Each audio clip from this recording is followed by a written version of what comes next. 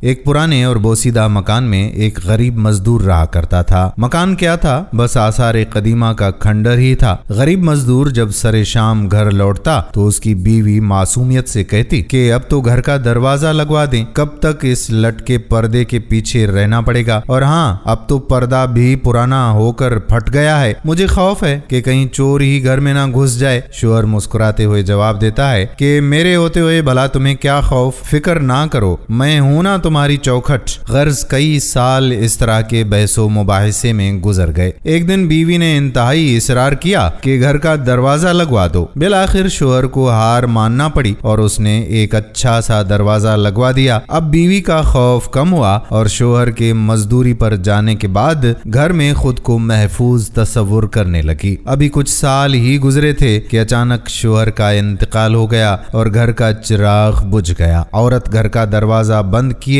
پورا دن کمرے میں بیٹھی رہتی۔ ایک رات اچانک چور دیوار پھلانگ کر گھر میں داخل ہو گیا۔ اس کے کودنے کی آواز پر عورت کی آنکھ کھل گئی۔ اس نے شور مچایا، محلے کے لوگ آ گئے اور چور کو پکڑ لیا۔ جب دیکھا تو معلوم ہوا کہ وہ چور پڑوسی ہی ہے۔ اس وقت عورت کو احساس ہوا کہ چور کے آنے میں اصل رکاوٹ دروازہ نہیں، میرا شوہر تھا۔ اس چوکھٹ سے زیادہ محفوظ وہ چوکھٹ یعنی شوہر کی چوکھٹ تھی۔ شوہر میں لاکھ عیب ہوں لیکن حقیقت یہی ہے کہ مضبوط چوکھٹ یہی شوہر ہے۔ ہماری شادی شدہ ماؤں، بہنوں اور بیٹیوں کو چاہیے کہ ان چوکھٹوں کی خوب دیکھ بھال کریں اور اللہ کا شکر ادا کیا کریں۔ امید کرتے ہیں کہ یہ چھوٹی سی ویڈیو آپ کو ضرور پسند آئی ہوگی اور اسے شیئر بھی کریں گے۔